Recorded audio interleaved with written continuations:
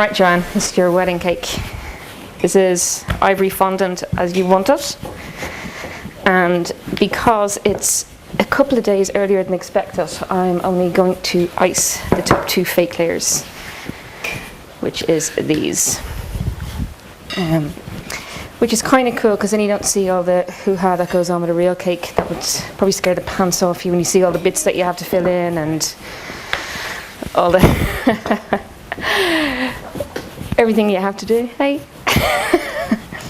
And pretty much when I'm making anyone's cake, this is what's going on. There's kids underneath, a dog somewhere, a lizard trying to escape. But anyway, this is basically it. So it's fondant, which is just pure sugar and extremely bad for you, but it looks cool on a cake. This is your fake cake, and I've dampened it down so the fondant sticks to it. It is the right size. Darren's having kitten in the garden because his burgers aren't working. And the kids are hassling you.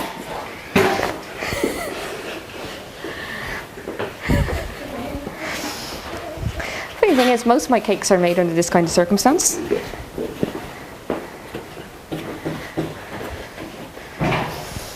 You just fold it down, pleat it down. You don't want any marks on it because it just, you want absolute smooth finish. And I'm really glad you didn't go with a square cake because that would have been an absolute pain in the butt.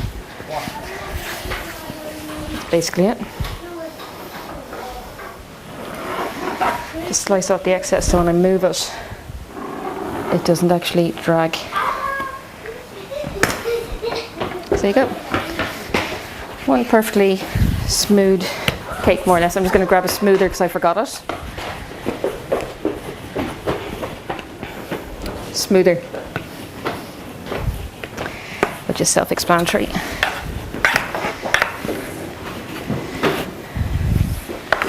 Okay, your board. Kids have been banished. I'm just going to place that on here until I get the actual cake, because your cakes are chocolate biscuit cake. Not so many marshmallows because it's quite hot at the moment and it's a bugger to cut when there's marshmallows in it, so I will make you another one post-wedding with marshmallows in it.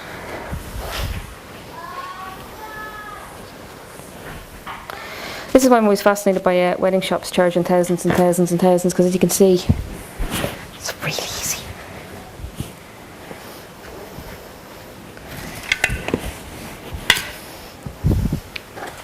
One cake.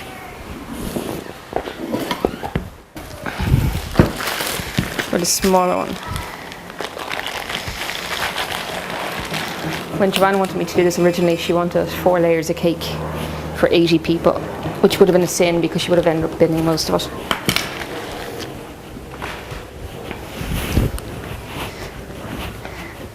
This is a pain in the arse to work with in the summer because it's so sticky. And if you compost it, it doesn't rot down. I know, gross. Not good for you at all. Want as smooth as you can because that's going to be your top surface. And corn flour, never sugar, because it makes it less sticky. But if you're going to marzipan, you have to use sugar.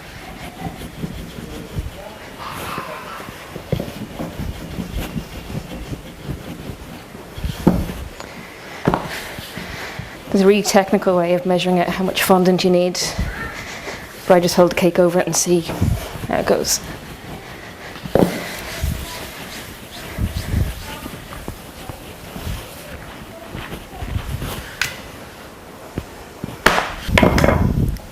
This is actually kind of cool. I'd recommend this to a lot of brides because you get to keep the cake. People keep it for a christening and stuff.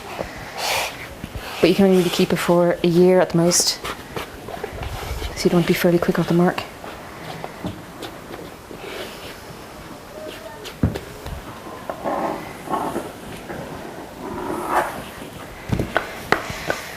It's actually really nice doing fake cakes because if you cook it up, you just rip it off and throw it in the bin. Whereas on a real cake, if you make an arse of it, chances are half the cake will come away with the icing if you try and redo it.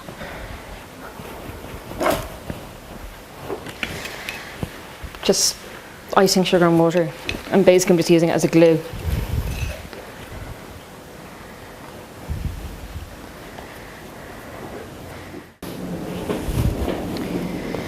And we're offsetting it slightly because I don't want it bang in the middle.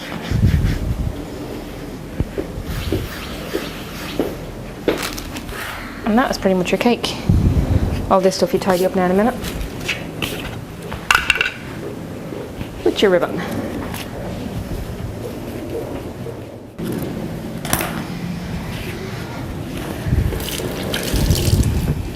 This is a trick. Lots of people use glue and tape, well, edible glue and tape. But if you just wet the ribbon and run it through your fingers, you'll take off the excess moisture and it will still stick to the cake.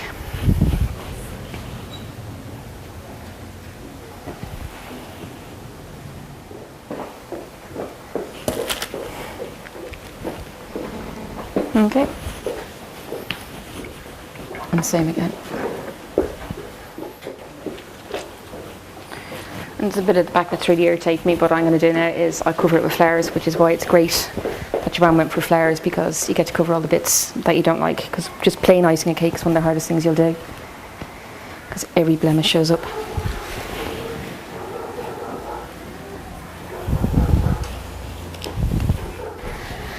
It's called a luster brush.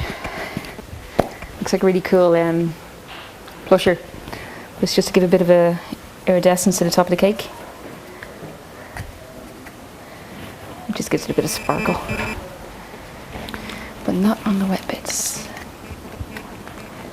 Does that actually show up? See, if people saw you doing that, they'd go, shit, how can you charge 700 quid for a cake? You did it in 15 minutes. Okay, this is what you pay for, right? It's flower making. Which is a bugger, and they take hours. This is my ribbon. So I had to match the colour in with the ribbon. So we have these guys. I just broke a load of centres. And then these little centres, which are going to look really cool. That one's too small. Try that one. See?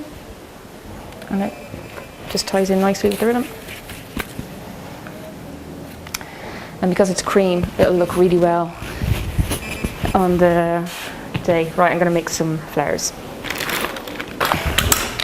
Petal paste.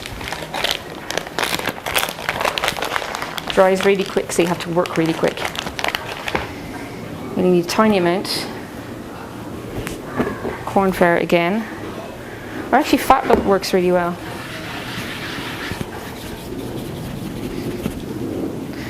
That's your petal paste. And you're trying to roll it out so you can see through it. But when you do that, it's really hard to move and it breaks really easy. And if you've got hundreds of these in your cake, that's what you pay for.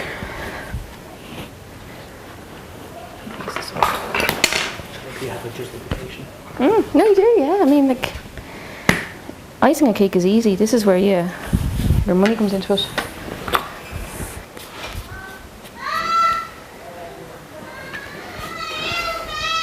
So you can picture making that cake, and you know they're killing each other, but there's nothing you can do about it, because what you're holding is worth more than they are.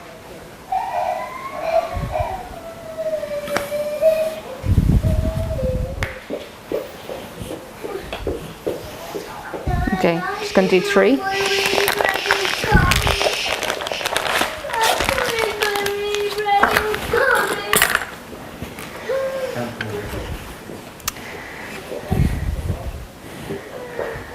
It's all so hard. Right, okay. Before I thin them out, I'm going to colour them.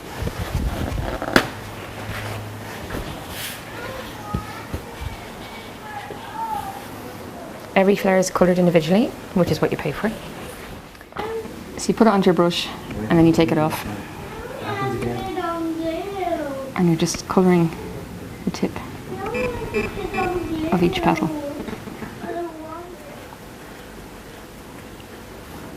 This is the time-consuming, pain in the arse part.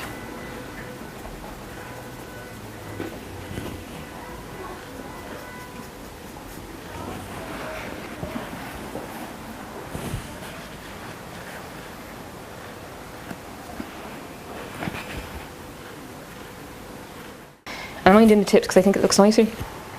Could be proven wrong when I put it together, but I actually think it looks nicer. If you're making real daisies, I'm not. I mean, mine are just to pretty it up. But you go along the edge and you thin them out one at a time to get the real daisy shape. And a real pain in the arse is you do all this, and then just when you get to the last petal, you rip it, and the whole thing is wasted. Like that. In the bin? Yep. Yeah, because you can't even save it, because once the air hits the stuff, it starts to harden.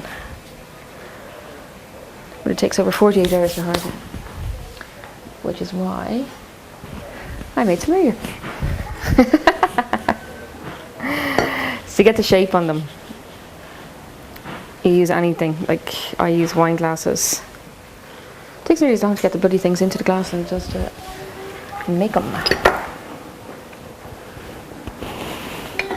Okay. And it's really hard because you're trying to, like, what you like, they mightn't like. So it's a really personal thing, like, you know. Okay, centers first. It's a daisy center. Tiny. Mix your colour up, which is a matter of mixing that powder in with the paste.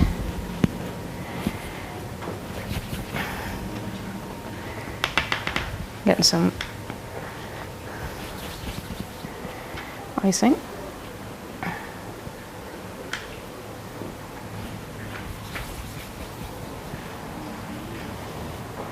And you squash it in. And there's your imprint. And what you'd normally do is you dust it or you colour it yellow. I mean, everyone does it differently.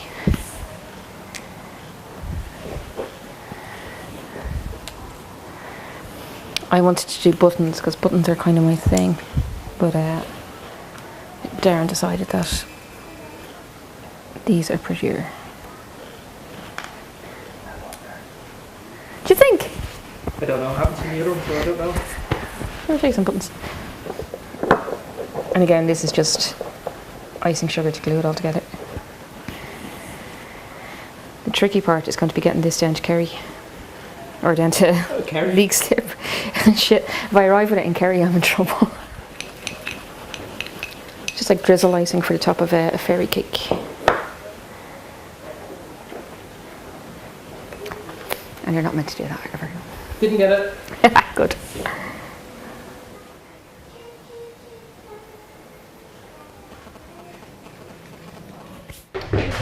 This one's broken, but I'm going to use some of the leaves and some of the petals. Because I just think it looks nice.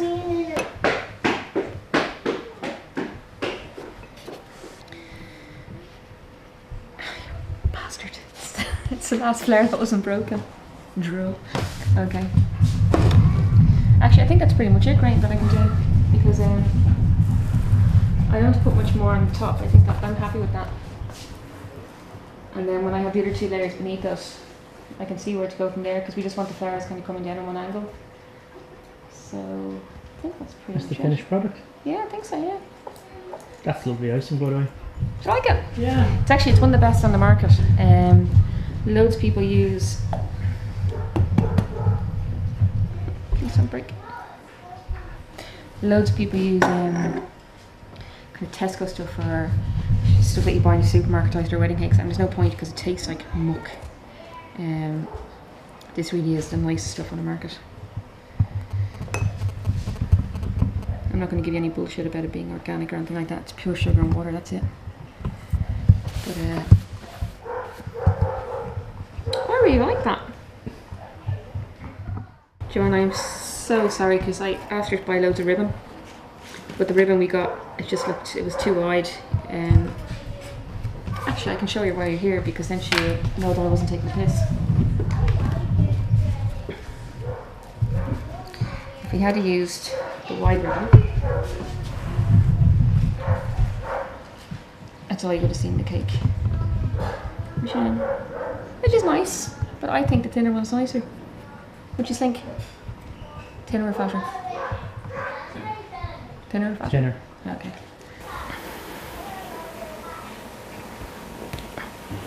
Just making a bow to hide the join at the back, which is there. And I'm going to put a flower there because that bit's irritating me. No one else will notice it, but I'll know it's there. And therefore it has to be covered up.